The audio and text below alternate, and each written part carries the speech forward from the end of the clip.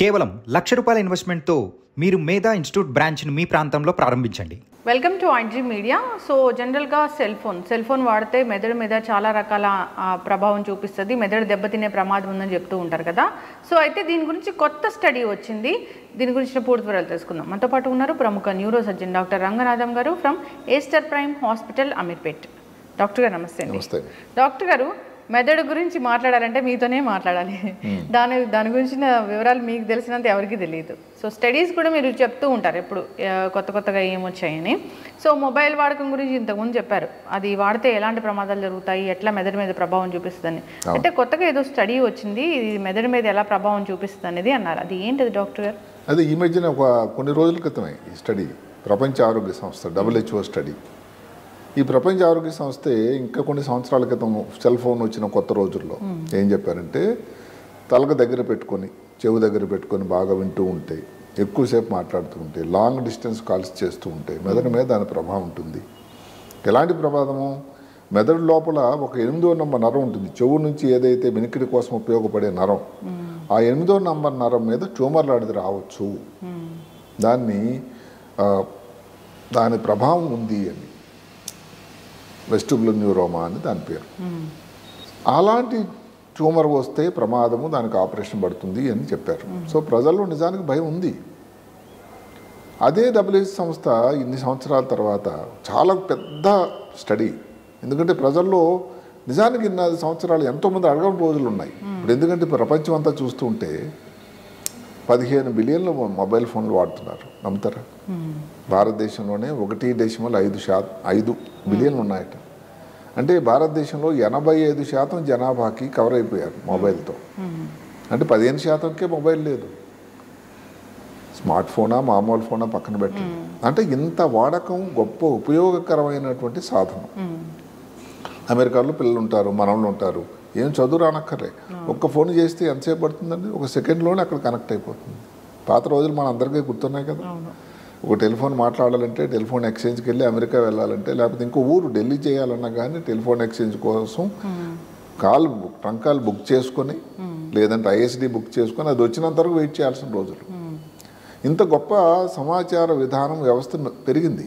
Problem వల్ల అప్పుడు ఈ అనుమానం పెట్టేసరికి ప్రజల్లో ఇంకా అనుమానం ఉండనే ఉంది. అదృష్టవశాత్తు ఈ ప్రపంచ ఆరోగ్య సంస్థ మళ్ళీ నడుము కట్టి దానికి 28 సంవత్సరాల స్టడీ ఒకటి, 10 దేశాలను 13 మంది ఎక్స్పర్ట్లు, 63 స్టడీలు, అంటే వేరు స్టడీలు, ఇవన్నీ నికరంగా ఒక సారాంశం ఇచ్చారు.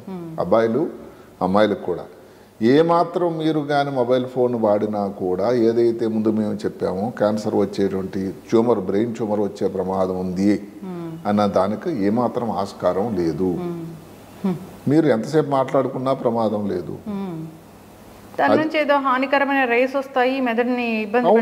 ఇప్పుడు మొబైల్ నుంచి వచ్చే రేడియేషన్ ఏమిటంటే రేడియో ఫ్రీక్వెన్సీ ఎలక్ట్రోమాగ్నెటిక్ రేడియేషన్ అంటారు. అది ఉన్నది అప్పుడు కూడా, దానివల్ల ఇబ్బంది అని రావచ్చుననే కదా భయం వల్ల. సో అందువల్ల బ్రెయిన్ ట్యూమర్ గురించి ఇప్పుడు క్లియర్గా నిర్ద్వందంగా చెప్పారు. అదే కాకుండా ఇంకొక మాట చెప్పొచ్చు, ఇప్పుడు మనకి టీవీ టవర్స్ ఉన్నాయి, మొబైల్ టవర్స్ ఉన్నాయి, లేదు ఇంకా బేబీ ఈ మానిటర్స్ అన్ని మధ్య కాలంలో అక్కడ అమెరికాలో, తర్వాత ఇంగ్లాండ్లో కొత్త వచ్చాయట. ఇప్పుడు కొత్తగా పిల్లలు పుట్టారు, ఇద్దరు భార్యాభర్తలు ఇద్దరు ఉద్యోగం అనుకోండి, ఎక్కడో ఆఫీసులో ఉంటారు. ఆఫీసులో ఉండి మీ బేబీ ఏడుస్తుందా లేదా, మీ బేబీకి ఫీడింగ్ సరిగ్గా ఉందా లేదా, ఆరోగ్యంగా ఉందా లేదా అని చూడగలిగినటువంటి మానిటర్స్ వచ్చాయట. ఇంకా భారతదేశంలో దగ్గరలో వస్తాయి, వాటి పేరు బేబీ మానిటర్స్. వాటి నుంచి కూడా రేడియేషన్ వస్తుంది. సో టెక్నాలజీ పెరిగిన కొద్దిగా రేడియేషన్ అనేది వస్తూనే ఉంటుంది. అంటే నిజానికి రేడియేషన్ అనేది మనం ఉదయం నుంచి సాయంకాలం వరకు వాతావరణంలో ఉంటూనే ఉందండి. రేడియేషన్ అంటే ఏమిటి? ఒక చోటు నుంచి ఇంకో చోటుకు వెళ్ళేటువంటి ఎనర్జీ, శక్తి. సో అందువల్ల అది ప్రాబ్లం రాదని కాదు, అక్కడ దాని ఉంటుంది. అయితే ఏమిటి, ఇంత పెద్ద స్టడీ నుంచి క్లియర్గా ఏం చెప్పారంటే, మళ్ళీ బ్రెయిన్లో ట్యూమర్ రావడానికి ఆస్కారం అలాంటివి ఈ స్టడీలో లేదు అని ఇంకొక మాట చెప్పారు. ఇప్పుడు ఇక్కడ సెలవరీ గ్లాండ్స్ అంటాం, అదే కాకుండా ఇక్కడ పెరటిడ్ అని ఉంటుంది, ఇలాగ కొన్ని గ్లాండ్స్ ఉన్నాయి. మెడలో క్యాన్సర్ అని, హెడ్ అండ్ నెక్ క్యాన్సర్ అని, ఇలాంటివి రావడానికి ఆస్కారం గురించి ఇంకా మళ్ళీ తర్వాత పరిశోధన స్టెప్ 2, అది సెకండ్ స్టడీ, అది చేస్తామని చెప్పారు. సో పూర్తిగా ఇప్పుడు బ్రెయిన్ కోసం కేంద్రీకరించి చెప్పారు. ఇది విధంగా ఒక సంతోషం. అయితే ఇక్కడ ఒక మాట చెప్పుకోవాలి, ఏదో అంటే ఎంతసేపు మాట్లాడుతున్న ప్రాబ్లం రాలేదు అని అంటే బ్రెయిన్లో ట్యూమర్ రాదు కానీ మిగతా ఇబ్బందులు లేవా అని మీరు అడగొచ్చు. తప్పకుండా మనం అందరూ గమనించాలి. ఇదేదో పూర్తిగా మీరు ఎన్నాళ్ళు వాడినా ఎంతసేపు వాడినా అసలు ఏం ప్రాబ్లం రావని ఎవరు చెప్పలేదు. మెసేజ్ వెళ్తానే అందరూ సెల్ ఫోన్ వాడితే ఏం ప్రాబ్లం లేదు. అందుకనే పక్కన ఒక చిన్న ఇది ఇచ్చారు క్లాసు. అంతవరకు ఎందుకంటే ఇప్పుడు యూరోప్ దేశం అంతటా కూడా సెల్ ఫోన్కి అంటే మొబైల్ ఫోన్కి వ్యతిరేకమైనటువంటి నేను అనుకోవడం ఒక ఉద్యమమే వచ్చింది. ఎట్లా స్వీడన్లో, ఫ్రాన్స్లో ముందు చెప్పుకుందాం. ఫ్రాన్స్లో ఏమిటి 11 నుంచి 15 సంవత్సరాల పిల్లలు, మిడిల్ స్కూల్ పిల్లలు, అది దగ్గర 50,000 మంది ఉన్నారు. వాళ్ళు ఎట్టి పరిస్థితిలో మొబైల్ స్కూల్కి తీసుకెళ్ళకూడదు. మొబైల్ వాడకం కన్నా ఉండేది బాధ్యత అన్నది టీచర్లదే. అసలు ఆ పక్కన ఉండేటువంటి స్వీడన్లో 2 సంవత్సరాల లోపల ఉండే పిల్లలు, టాడ్లర్స్ అంటాం, ఇంకా కూర్చొని చిన్న పిల్లలు, తల్లిదండ్రులు ఏమిటి టీవీ చూపించడం కానీ, మొబైల్ చూపించడం కానీ, మ్యూజిక్ ప్లేస్ చేసి చూపించడం కానీ, గేమ్స్ కానీ చూపించడం అనేది తల్లిదండ్రులది నేరమట. ఎందుకు? మొబైల్ ఫోన్ వాళ్ళ తాలూకు ఇబ్బందులు ఏమిటో ఆ దేశాలు గమనించారు. ముఖ్యంగా ఫ్రాన్స్ వాళ్ళు ఎంత క్లియర్గా చెప్పారంటే మొబైల్ ఫోన్ పిల్లలు వాడుతూ ఉంటే వాళ్ళ తాలూకా తెలివిదానం తగ్గిపోతుంది, జ్ఞాపశక్తి తగ్గిపోతుంది, కోపతాపం ఎక్కువైపోతుంది, పెద్దల మీద భక్తి లేదు, ఏదో మెసేజ్ వస్తుంది తెలియకుండా ఇంకోళ్ళకి ఫార్వర్డ్ చేస్తారు. దానివలన ఈ గొడవలు, వైలెన్స్, కోపం, తాపం చాలా ఎక్కువైపోయింది సమాజంలో, హింస ఎక్కువైపోయింది. అందువల్ల దానికి నడుంగట్టాల్సిన భారత్ ఏదైతే ఫ్రాన్స్ ప్రభుత్వమే దాన్ని నడుంగట్టారు. చైనాలో అయితే మనకి ఈ మాట ఇంతకుముందు కూడా చెప్పుకున్నాం ఏంటంటే ఇంకా కఠినతరమైనటువంటి నిబంధనలు.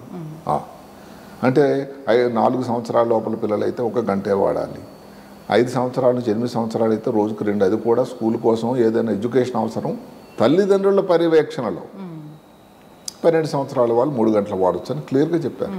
అంటే ఇప్పుడు మొబైల్ ఫోన్ పిల్లలకి ఇచ్చేసి తల్లిదండ్రులు అనుకునేటట్టయితే ఆ తెలియని చిన్నారులు ఏ మీటర్ స్విచ్ నొక్కుతున్నారు. అదే కాకుండా ఈ మధ్యన మొబైల్ ఈ సైబర్ బుల్లింగ్, ఎంతోమంది అవతల వాళ్ళు కనెక్ట్ అయిపోయి పిల్లల్ని ఇబ్బంది పెట్టడం, ఈ నెంబర్ తెలియకుండా అక్కడికి నెంబర్ వెళ్ళిపోయేటట్టు వాళ్ళకి ఫోన్ చేసి పిల్లల్ని నిద్ర పట్టనివ్వకుండా ఎంత ఇబ్బంది పెట్టి పైసలు రాబట్టడం, లేనిపోని ఇబ్బందులు వస్తున్నాయి. బాడీ షామింగ్ లావుగా ఉందనుకుంటే పాప అవతల వాళ్ళు ఇబ్బంది పెట్టడం, నువ్వు ఇలా ఉన్నా అలా ఉన్నావని. అంటే అన్ని ఇబ్బందులు కావు. భారత ప్రభుత్వం కూడా ఇప్పుడు దగ్గర 85% మందిలో మొబైల్ ఫోన్ వచ్చింది. ఇందులో స్మార్ట్ ఫోన్ల తాలూకా సంఖ్య మనకు తెలియకపోయినా కానీ ఇది ఒక సామాజిక అవసరం కన్నా దానివల్ల ఇబ్బంది ఉన్నదాన్ని గమనించి, మన దేశం ఏంటంటే ఒకళ్ళు మంచి చేద్దామంటే ఇంకోళ్ళు ఎవరో ఒక అపోజిషన్ వాళ్ళు వద్దంటారు. దయచేసి ఇలాంటి కొన్ని విషయాల్లో అందరూ నడుము కట్టి మొబైల్ ఫోన్ గురించి ఏదైతే ఉందో, ఇంకొక మంచి స్టడీ వచ్చింది, వెండీ టర్న్బుల్ అని ఒక ఆమె చెప్పారు. ఏమని? మొబైల్ ఫోన్ ఇంగ్లీష్లో దాని తెలుగులో తర్జుమా చేస్తాను. Your mobile is but frying your brain, అంటే బ్రెయిన్ని వేపుడు చేసేస్తుంది సుమా అని. అది ఎంత ప్రమాదకరమైన మాట. అంటే నిజానికి వేపుడు అయిపోతుంది సుమా, దయచేసి గమనించండి. వేపుడు ఇన్ ద సెన్స్ దాన్ని మనం ఎలా యూస్ చేస్తాము, ఆ రేడియేషన్ దానివల్ల మీరు ఎంత వాడుతూ ఉంటే దానిలో జరుగుతున్నది ఏమిటి? డోపమీన్ హిట్స్ అంటారు. అంటే డోపమీన్ అనేది మెదడు లోపలకు ద్రావకం. అవును, అది ఉత్పత్తి వచ్చిన మీరు చూసినప్పుడల్లా టకాను కొట్టి ఒక స్టేజ్ తర్వాత మెదడు గ్రోత్ పెరుగుదల ఆపేస్తుంది. అలాగే స్ట్రెస్ పెరిగిపోతుంది. ఏదో చూస్తూ ఉంటాడు గేమ్, ఎవడు గెలుస్తాడు, లేకపోతే ఏదో పొరపాటున హింసకు సంబంధించినటువంటి వీడియో చూస్తున్నాడు పిల్లాడు. ఆ బ్రెయిన్ మీద ఎంత ఇబ్బంది వస్తుందండి. వాళ్ళు ఆ దేశానికి, మన దేశమే తీసుకుందాము, భావి భారత పౌరులు ఈ యువతే. మరి ఇప్పటి నుంచి అందుకనే ఈ మధ్యకాలంలో జరుగుతున్న హింస రకరకాల ఒక కారణం చాలా వరకు ఏంటంటే ఈ మొబైల్ వాడకం అని కూడా అందరూ చెప్పుకుంటున్నారు. ఎందుకంటే హింస లేదు అనేది, రేప్స్ ఇవన్నీ లేవని కాదు. ముందు కొన్ని మీరు 20 సంవత్సరాల క్రితం కంటే చూడండి ఇప్పుడు ఎంత మారిపోయింది, ఎంత నాగరికత మారిపోయింది. అందువల్ల దీనికి ఒక మొబైల్ అన్నది అవసరం, ఏమాత్రం డౌట్ లేదు. ఎవరు వాడాలి, ఎంతసేపు వాడాలి అన్న దాని మీద డెఫినెట్గా భారత ప్రభుత్వం కూడా దృష్టి పెట్టి దాని మీద ఒక చట్టం తీసుకోవాల్సిన అన్నది అవసరం ఉంది అని. ఆఖరిన అమెరికా దేశం చాలా డెమోక్రాటిక్ దేశం, అక్కడే మొబైల్ తయారైంది మొదట, అక్కడి నుంచి మిగతా దేశాలకు వచ్చింది. అక్కడ డాక్టర్ వివేక్ మూర్తి అని ఒక ఆయన ఉన్నాడు, తెలుగు అంటే భారత సంతతి మనిషి, అక్కడ పుట్టాడు. ఆయన సర్జన్ జనరల్ అంటారు, మంచి పోస్టు. అంటే హెల్త్ విషయాలలో అక్కడ అమెరికా ప్రెసిడెంట్కి, అధ్యక్షుడికి సలహాలు ఇచ్చే సలహాదారుడు. ఆయన మధ్యన ఒక మాట చెప్పాడు, ఇక నుంచి ఏదైతే ఒక సోషల్ మీడియా ఒక వీడియో వేస్తున్నారు, ఇంకేదైనా ప్రోగ్రామ్ వేస్తున్నారు, దాని మీద ఒక లేబుల్ రావాలి. ఏంటి, మొబైల్ చూడడం కానీ వీడియో వ్యూయింగ్ కానీ ప్రమాదకరము సోషల్ మీడియా కంటిన్యూస్గా. బ్రహ్మాండమైన ఐడియా అసలు. అంటే ఏమిటి, స్మోకింగ్ అన్నది ఎలాగైతే ఇంజూరియస్ టు హెల్త్, డ్రింకింగ్ అలాగన్నది ప్రమాదం అని చెప్తున్నామో, ఇది కూడా చెప్పాల్సిన అవసరం ఉంది అని కొంతమంది దానికి అన్నారు. అంటే అది చేసేస్తే అయిపోతుందా అని. అయిపోతుందట. 62 సంవత్సరంలో అమెరికాలో 50% మంది సిగరెట్లు తాగేవాళ్ళు. అప్పుడు ఈ లేబుల్ మీద ఇంజూరియస్ టు హెల్త్ అని వచ్చింది, ప్రమాదకరం ఆరోగ్యానికి అని. దానివలన కొన్ని సంవత్సరాల క్రితం 32% తగ్గిపోయిందంట. అంటే ఏంటి, 18% తగ్గిపోయింది. అంటే మరి ఎంతమంది ఆరోగ్యం మెరుగైంది. అంటే ఈ లేబుల్ వేయడం వల్ల పూర్తిగా మానేయకపోయినా ప్రజల్లో ఒక ఆలోచన, ఒక భయం ఇలాంటిది వస్తుంది. కాబట్టి ఇలాంటి ఆలోచన కూడా భారత ప్రభుత్వం చేయాలని. ఇప్పుడు ఒక టీవీలో ఒకటి వస్తుంది, హూ ఈజ్ వాచింగ్ అని, ఎవరు ఆన్ చేయగానే. అలాంటిది అడిగిస్తే అవతల వాచింగ్ అన్నది పక్క ఎడల్ట్స్ అని చెప్తే పిల్లలు ఆన్ చేస్తే ఎలా తెలుస్తుంది వాళ్ళకి? అంతే కదా. ఒక కాలం వస్తుంది, హూ ఈజ్ వాచింగ్, ఏజ్ ఎంత, ఇప్పుడు టైప్ చేసి పెట్టాడు 35 అని, అవతల టీవీకి తెలుస్తుందా? తెలియదు. అలాంటి కొన్ని ఇబ్బందులు ఉన్నాయి. కాబట్టి ఒక చట్టం అంటే ఇది చూస్తే ప్రాబ్లము, ప్రమాదం, తల్లిదండ్రులకు బాధ్యత, లేకపోతే టీచర్లకు బాధ్యత అని.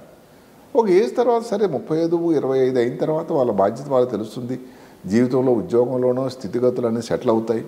అలాంటప్పుడు సరే వాళ్ళ ఇష్టం, అది వదిలేయాలి. కానీ చిన్నపిల్లలు ఏదైతే ఆ దేశానికి ముఖ్యమైనటువంటి వెన్నెముక ముందు జీవితానికి, కాబట్టి వీళ్ళ మీద కొన్ని నిబంధనలు, కట్టుబాట్లు అవసరమైతే ఉండాలని ఇంకా భారతదేశం కూడా ఆలోచించాల్సిన అవసరం వచ్చింది. ఎస్, ఖచ్చితంగా డాక్టర్ గారు చాలా చక్కగా చెప్పారండి. స్టడీస్ వస్తూనే ఉన్నాయి ఈ మొబైల్ ఫోన్ వినియోగం గురించి. సో ఇప్పుడైతే ఇది కొంచెం ఊరటగా అనిపించినా కానీ, ఏదో మెదడుని పాడు చేయదు, అట్లా మెదడు క్యాన్సర్ రాదు అట్లా చెప్పినా కానీ, ఓవరాల్గా మొబైల్ వాడకం అయితే మెదడుని ప్రభావితం చేస్తూనే ఉంటుంది. అందరూ అదే దయచేసి గమనించాల్సింది ఏమిటంటే, ఈ స్టడీ ఇంత పెద్ద స్టడీ 63 స్టడీలు తాలూకా మేలి కలిక నికరం మెదడు లోపల ట్యూమర్ రాదు అని. అంతే తప్ప మొబైల్ వాడుతూ ఉండండి విచ్చలవిడిగా దానివల్ల ప్రమాదం లేదని ఎక్కడ చెప్పలేదు. అందుకని ఈ విషయాన్ని మన దృష్టిలో పెట్టుకోవాలి. ఎస్, ఖచ్చితంగా డాక్టర్ గారు జాగ్రత్తగా ఉండాలని కోరుకుందాం. ఏదైనా కానీ అతిగా వినియోగించకూడదు. టెక్నాలజీ మన అభివృద్ధికి ఉపయోగించుకోవాలి, కానీ ఇలాగ మన హెల్త్ వినాశానికి కాదు. అవును, ఖచ్చితంగా డాక్టర్ గారు. సో మొబైల్లో ఈ మొబైల్ని ఎలా ఉపయోగించాలి, ఏ పర్పస్ అది మన తయారు చేశారు, ఎలాంటి వీడియోస్ చూడాలి ఏంటి అనేది పూర్తిగా అందరికి అవగాహన ఉండాలి. పిల్లలకు కూడా మనం చెప్పాలి అసలు ఏంటి, వాట్ అనేది. సో దీని గురించి ఇంకా స్టడీస్ రావాలి మీరు అన్నట్లుగా. ఎందుకంటే ఇవన్నీ ఈ ప్రభుత్వాలు కూడా ఎందుకు చేయాల్సి వచ్చిందంటే, పిల్లలు ఏడుస్తున్నారు, వంటింట్లో తల్లి ఏదో పనిలో ఉంటుంది, ఒక మొబైల్ ఇచ్చేసి అదేదో గేమ్స్ చూస్తే మా పిల్లాడు ఊరుకుంటాడు అనుకుంటేసరికి అప్పటికి బాగానే ఉంది, పిల్లాడు ఊరుకుంటాడు. తర్వాత దాని ఎఫెక్ట్ బ్రెయిన్ మీద ఎంత వస్తుంది, వాళ్ళకి స్కూల్కి వెళ్తారు, కాలేజీకి వెళ్తారు, వాళ్ళు ఎట్లా తయారవుతున్నారు, ఇవన్నీ వాళ్ళ స్టడీ. అమెరికాలో కాల్పులు స్కూళ్ళలో ఏమిటంటే పిల్లలు గన్నులు తీసుకుని వెళ్ళి ఎంత హింసా ప్రవృత్తి పిల్లల్లో దానివల్లే వచ్చిందని దాని మీద కట్టుదిట్టం చేయడానికి మన దేశాలు కూడా కడుతున్నాయి. భారతదేశంలో కూడా ఏదైనా చట్టం చేయాల్సినటువంటి అవసరం వచ్చింది అని నాకు అనిపిస్తుంది. ఖచ్చితంగా మీరు అన్నట్లుగా ఏదైనా వీడియో వస్తానే దాని ముందు ఈ mobile phone injurious to our health అనేది వేయాలి. దానివల్ల భయపడే వాళ్ళు, దానివల్ల ఆలోచించే వాళ్ళు ఉంటారు. మనం స్టడీ ఇంతకుముందు చెప్పాము, అమెరికాలో జరిగినటువంటి సన్నివేశమే, ఏదో ఇంకా మన చిన్న ఆషామాసి చిన్న దేశం కాదు. దానివలన 50% స్మోకింగ్ చేసే వాళ్ళ నుంచి 32%కి అయిపోయింది. అంటే ఎంత బాగా తగ్గింది, కొంతనా ఎంతనా బెటరే కదా. డాక్టర్ గారు చక్కటి ఇన్ఫర్మేషన్ అండి, ధన్యవాదాలు. నమస్కారం.